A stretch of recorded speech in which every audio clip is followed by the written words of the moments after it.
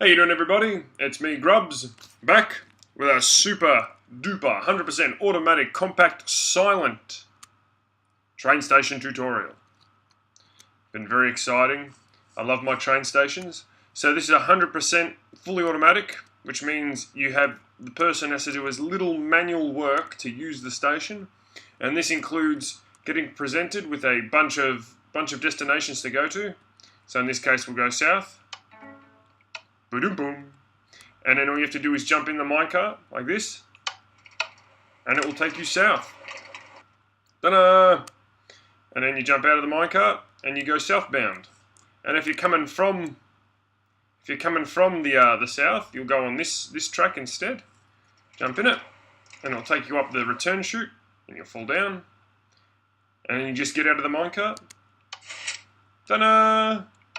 So all you have to do is push a button and get in the minecart. So it's really, really super automatic and pretty compact. So I just do a bit of a swirl around. The leaves are just there for me to stand on. But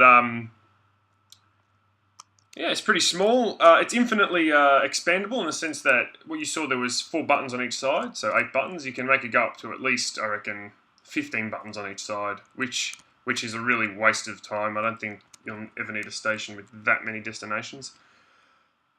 But yeah, and I'll just have a quick look at the functional part of it. So I made a train station tutorial a long time ago, and it used pistons, and it was very noisy. So this one doesn't use pistons now; it uses the hoppers, and it's silent and smaller. So I'll jump into the tutorial right now, and we'll build it together. Okay guys, so the first thing we need to do is make sure we're facing west. So you pull up your F3 screen, and it says F:1 brackets west. Pause it if you can't see it, but it's in the lower paragraph of gibberish. And the idea is we have to put out 9, we have to put 9 blocks in a line, 1, 2, 3, 4, 5, 6, 7, 8, 9, and then come down this way like this, and like this. And like this. So the center point is this block here, and that's where we'll jump into the cart. Yep. So the direction we jump into the cart is west, and that's important, very important. Okay, so we're going to do 10 buttons, so 5 on each side because I prefer odd numbers, so 5 and 5. So 1, 2, 3, 4, 5, and then on this side 1, 2, 3, 4, 5. So 1, 2, 3, 4, 5, and then 1, 2, 3, 4, 5. And another block for symmetry, and then we'll block that off like that. Yeah, and this is going to be our room with all the buttons in it. And I think that's the best way to start the tutorial, is by making the room with the buttons, so you know where everything is going to go in terms of redstone. And then what we'll do is we'll put another row of stuff on top here, like this,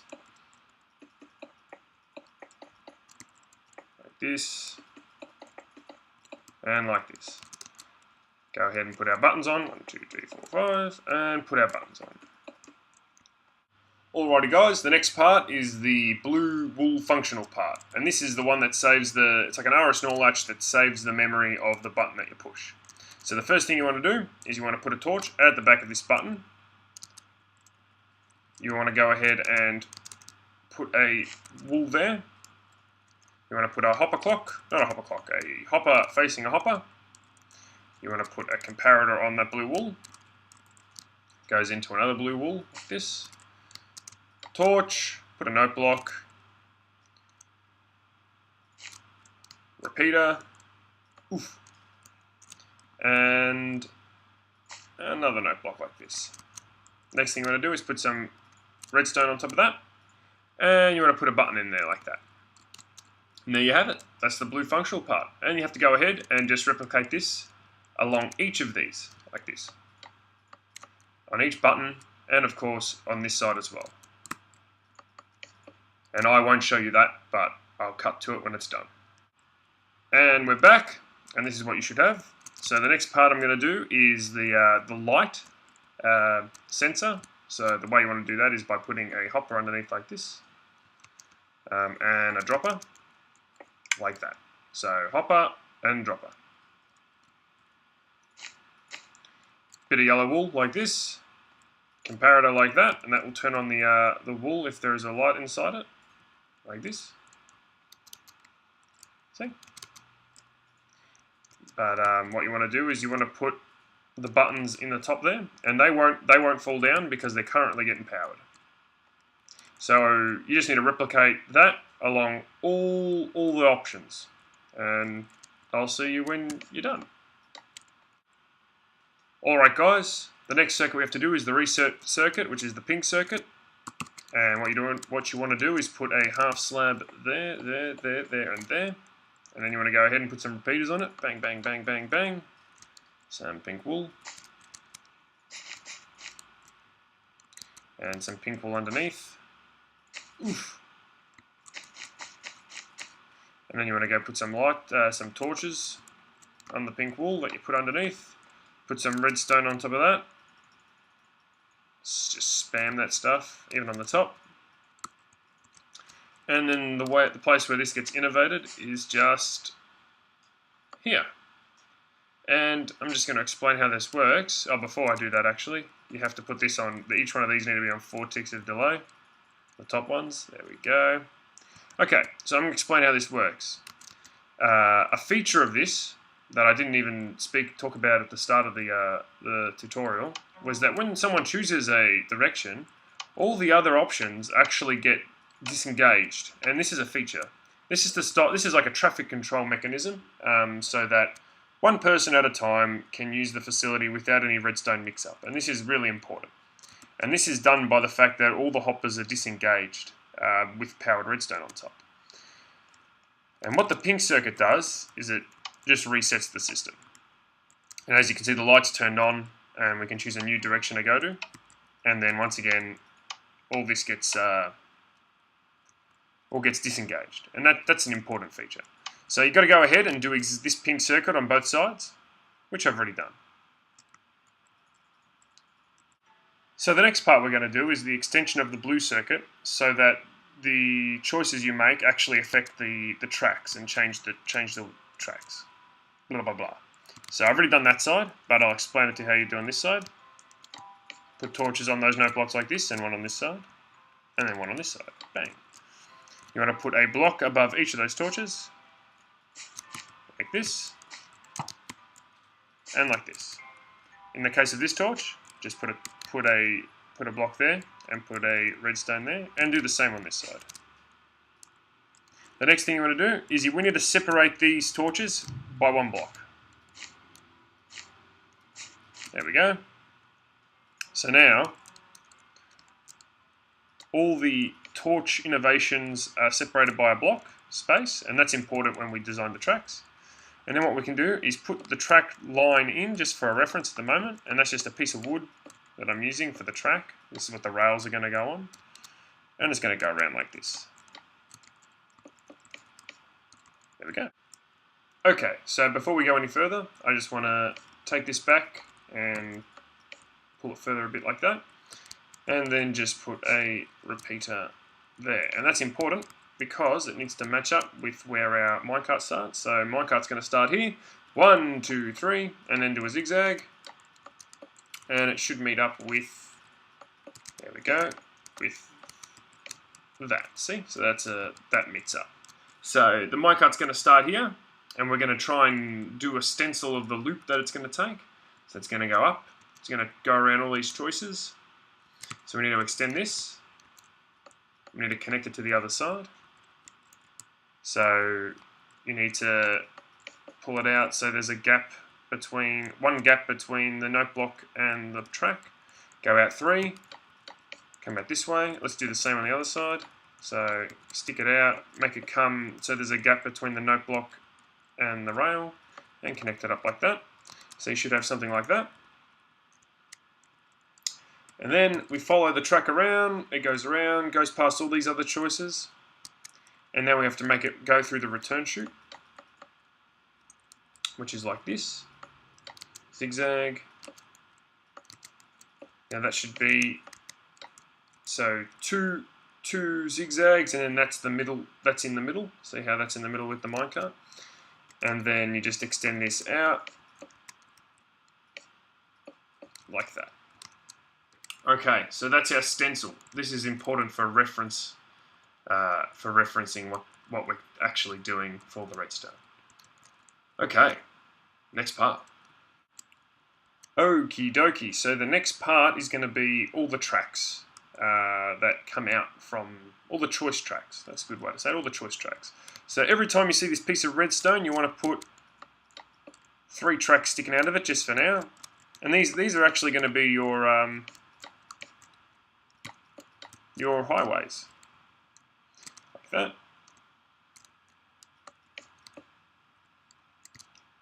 So we should have 3 going south, 3 going north, 2 going east and west, like this.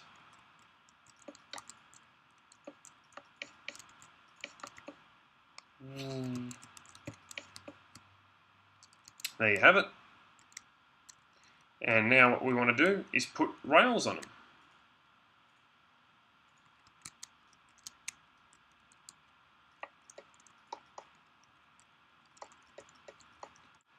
Okay, so the next thing, which is vital to this design, is we need to understand the natural facing of the rails on the turns. And this, we need to do some inversions to our signal. So the way we do this is we start where the track is, and we say, alright, we're in the minecart and we're going this way.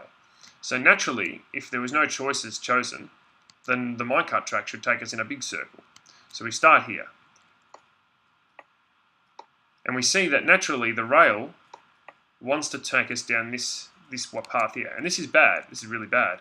So what we can do is we can put a torch here, and now naturally the rail is going to point us to go further down the rail. And we'll do this here as well. Ready? This is making us naturally go down in these directions, and you'll find it with all rails going in this direction, the same thing. So we need to invert all of these signals.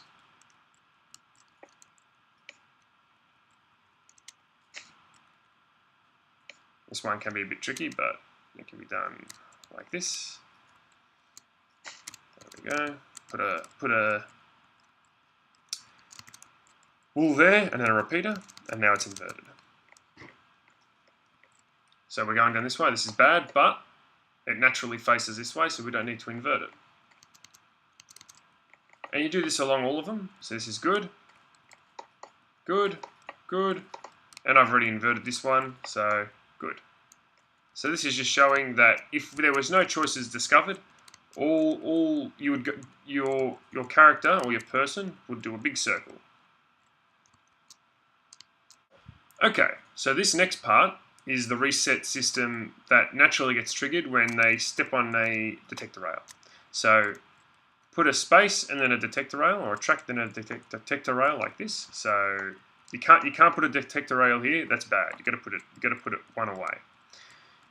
You go put them all of these.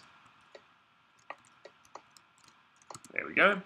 And I'll do one side, and you replicate it on the other side. The idea is wherever those detector rails are, you want to put a piece of pink wool underneath it like that. And we'll do it for all of these.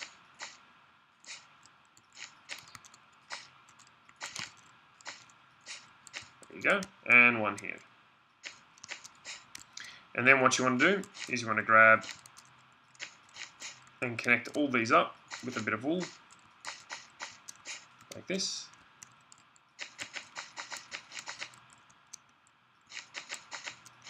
And now they're all connected.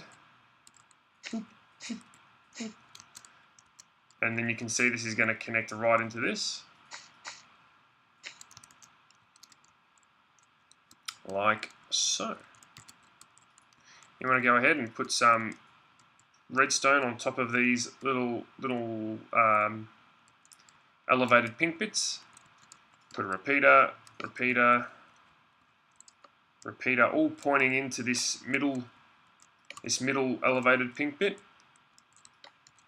And then you want to connect all of these up. So what's going to happen now is that whenever a cart goes over any of these detector rails, it's going to send a pulse to the reset component, which will allow people to use the machine again.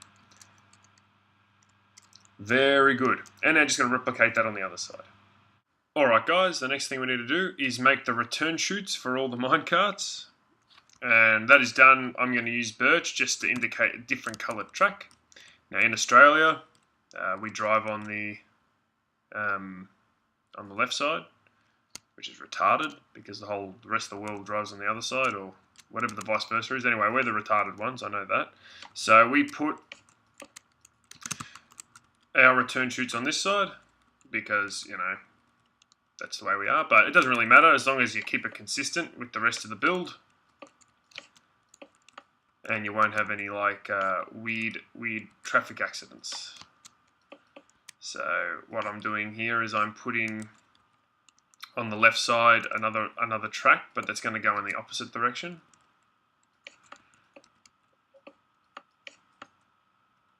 And you can see here that you can still fit underneath the track, and this is just done barely, so for compactness, but obviously you can make this as big as you want. Depends on what area you're dealing with. And you can see I've done that on the other side. So all 10 areas have their way home now. And what we can do is we can just connect these up like this to this main track. And because the whole build is facing west, oh, that's no good. We'll just make you turn into here. Because the whole build is facing west, the carts will automatically just go down in this direction. Actually, no, this can go like that. There we go. All the carts will automatically just go down the correct way. And that's the importance at the start when I stress the importance of making sure the whole build faces west. Like this. There you go. So all the return chutes are going to meet up at the top and converge into that central track down here. Very good. The next bit we want to do is the smart launcher, which I just invented the name up then because it sounded cool. So you put a dispenser there, get rid of that block, and that's where the minecart's going to sit. You want to go 1, 2, 3, and then put a block there. You want to put trip hooks on either side like this, and a piece of string. Very good. Then you want to put a hopper going into this. Pow! And then you want to put droppers. 3 droppers going into this one as well. Hang on. Wait. So let's just get rid of these and then put 3 hoppers. Like that. Very nice. As for the redstone, what you want to do is you want to put a block under here like this, and then a block here. You want to put a repeater here, and a piece of redstone there. And go ahead and put a green block there because I guess that's important as well. Okay, you want to put a torch here, and you want to put a block underneath it like this. Put some redstone on the top.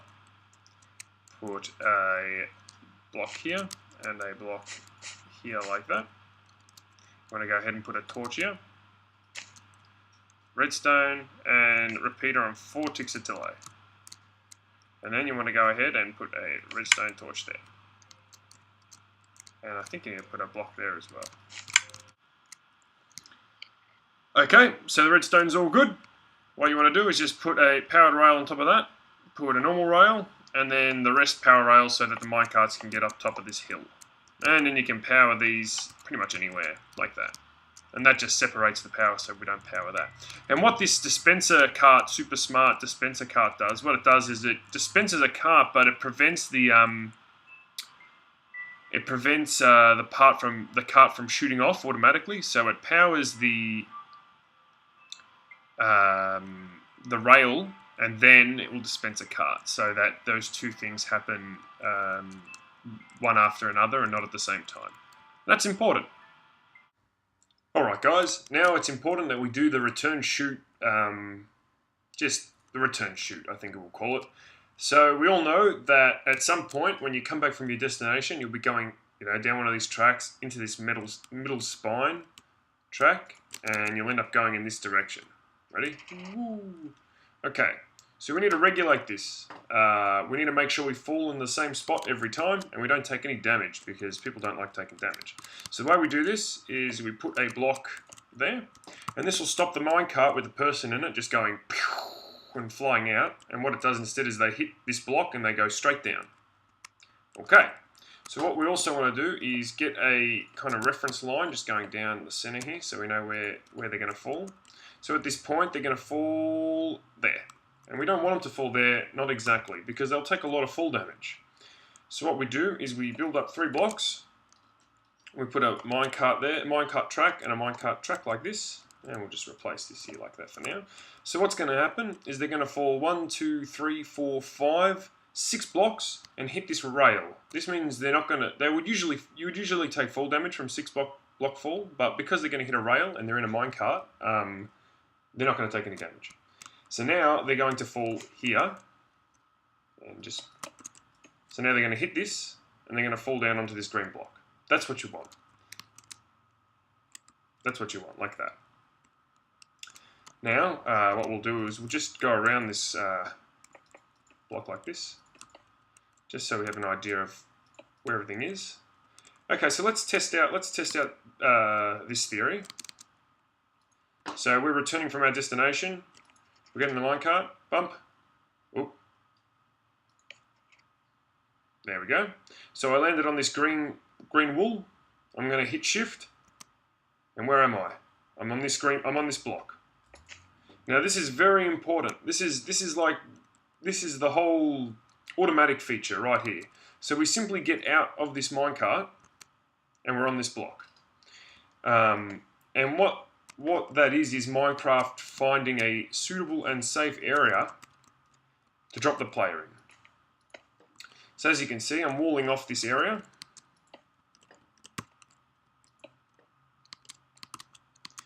And I'm putting a 3 high gap here. 1, 2, and 3. So now, if I were to jump into this minecart, like this, and hold shift, I'm outside the tube. See that? And this is important to make this 100% automatic. And I'll explain why in a moment. At the moment, this is what we have, and you can spruce this up any way you really would like to. Make sure it looks good from the inside, probably the most important. As you can see, nice and symmetrical is probably standard. And you can kind of fit this in with the design. Now, I'm just going to cut and make this kind of look relatively nice. And I'll be back in one moment. Okay, there you have it. This is kind of how I decorated it, just for now, but I wanted to keep everything exposed. So the next part we want to do, and this is what it looks like on the outside.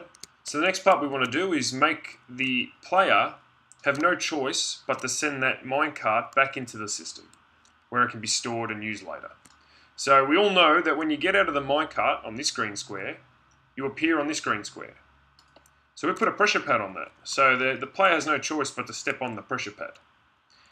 So this pressure pad has to make this block remove itself. And the way we do this is we go and we put a piston there. So we'll grab this block. We have to put some redstone underneath this block. Put a block there. Put a block underneath. Put a repeater. Block, redstone, block, and torch. Pretty much like that. Simply inverts the signal. So pressure pads on top of this block, redstone, repeater, redstone, torch. So now, when the player gets off the minecart, stands on this, and now the minecart's going to just fall down. But where is it going to fall? Whoop! So we know that the minecart's going to fall down here, like this. What we do is we get a track, kind of make like a little pathway, track, and power. This. There you go. So now the minecart's going to fall onto this track and just get shot off, because it's clipping the blocks. Okay, for the next part, we need to catch the minecart, stick it back into this hopper so we can recycle it, and therefore it's all automatic. So we know it falls down, clips into the block, and races off in this direction. So what we do is we put a block here, like this, and put some sand on that, and a cactus.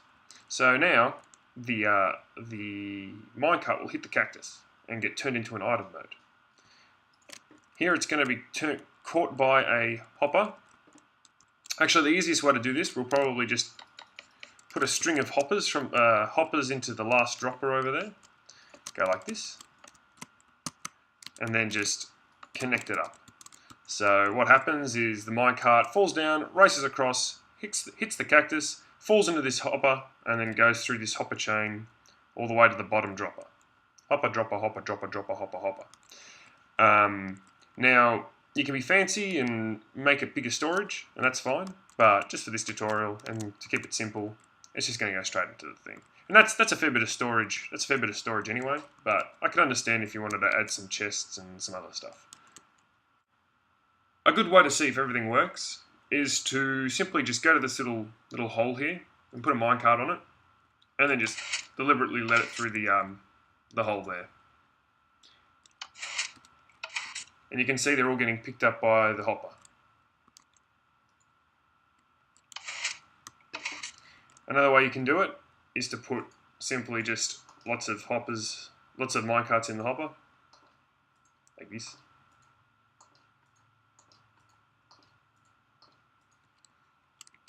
So there's many ways of doing it. Okay, so let's go test the redstone here for a moment. As you can see, there's no minecart on this. And the first couple of minecart tries, the first couple of minecarts you put on it have to be manually put on. But once there are minecarts saturated through the system, it'll be fully automatic. So I'm going to put that there. I'm going to jump in it. That's going to send me off. And as you can see, no minecart replaced me. But let's just follow this little line. And get out. Down it goes. Let's put another minecart there. Still not yet. Go around once more. And hopefully the next time we do this, there should be a minecart that replaces it. And then from then on, there'll be minecarts in the system. Here we go. There we go. So now the system is fully saturated with minecarts, and every time we take a minecart will be replaced. Observe. Watch. Whoop. There we go. So now we have minecarts saturated in the system. So the next thing we need to do is to make sure that when we hit a button like this, that all the buttons become disengaged. So for example, this side's disengaged. However, if we go and hit this side, now that's bad. We want to make sure that when the first option's chosen, that all the buttons on both sides are disengaged. So firstly, let's just go quickly reset those choices. And this is done very simply. Firstly, you need to stretch out a green line from that music block,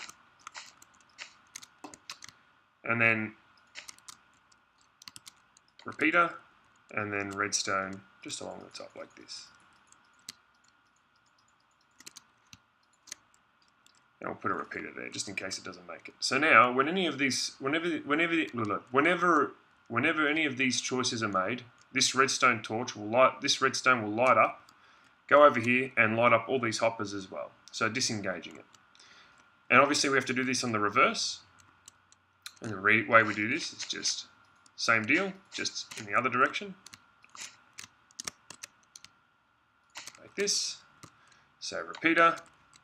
Dust, dust, dust, dust, dust, dust, dust. Repeater. There we have it. Actually, you know what? It'd probably look better if we put the repeaters on top of the music box. There we go. That's probably better. It would still work the other way, but I think this is better like that. Okay, so now if we choose something from here,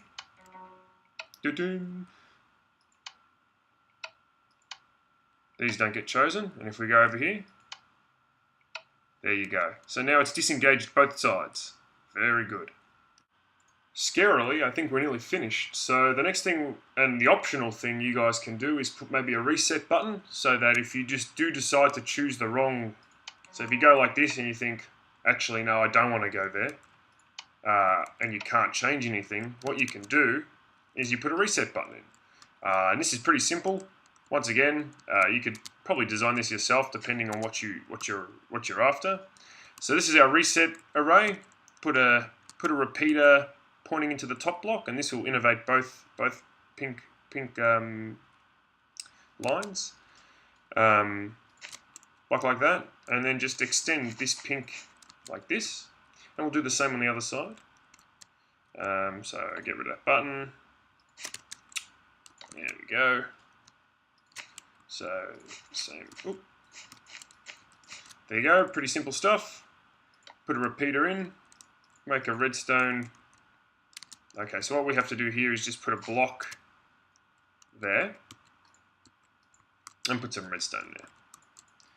And also we have to put a block here and put some redstone going over the block, because we don't want the tripwire to activate that redstone. Once again, put a block on top so it discommunicates the two wires.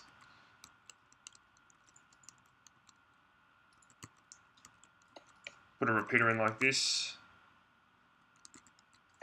Repeater there. Repeater there, just to make sure we have good extension. Alright, so what this does now, effectively, if we put a button here and a button here, we push the button. There we go, turns off our option.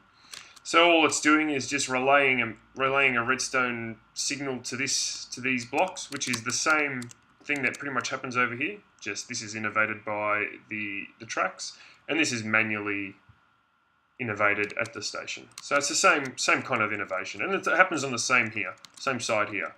And this crossover here is so that it doesn't matter which button you push.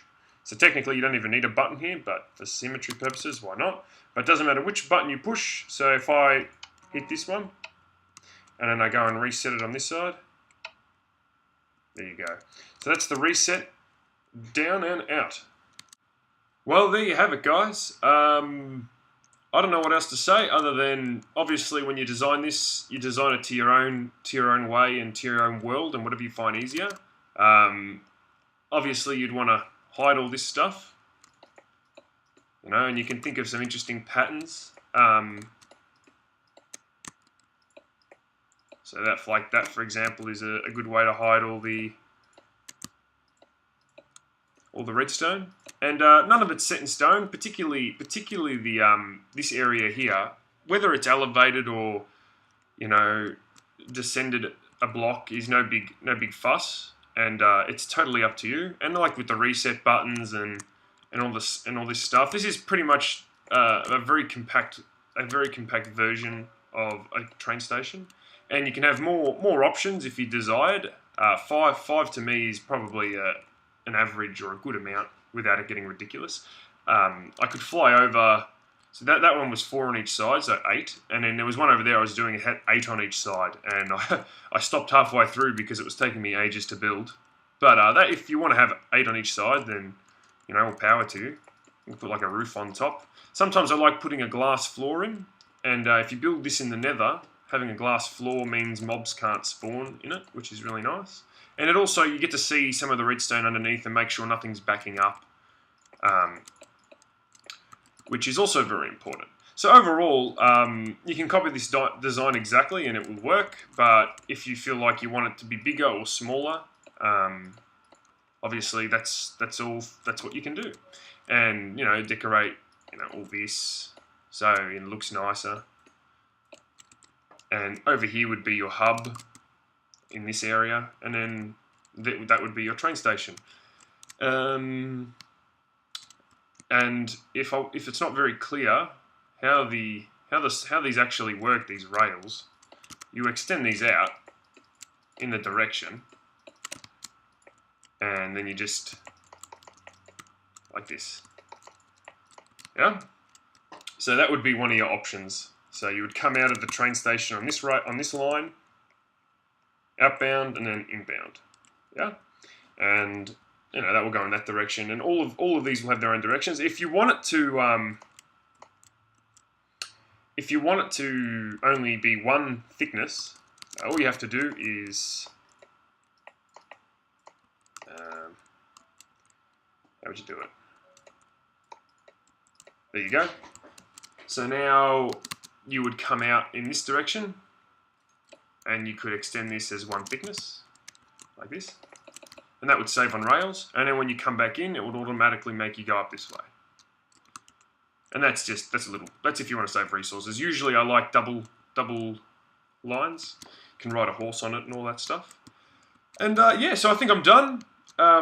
It was really long to do this tutorial, and sometimes I was questioning how I was going to do it in the right order. So if it was a little bit confusing, I'm really sorry, but it's really integrated, and there's a lot of networking in this, and it's hard to think of a linear way to do the tutorial. So I did it as best I could, and I hope you enjoyed it. And I'll look forward to making more compact versions of this, because I really like train stations. Thank you guys. This is Grubs, and I'll talk to you later. Bye bye.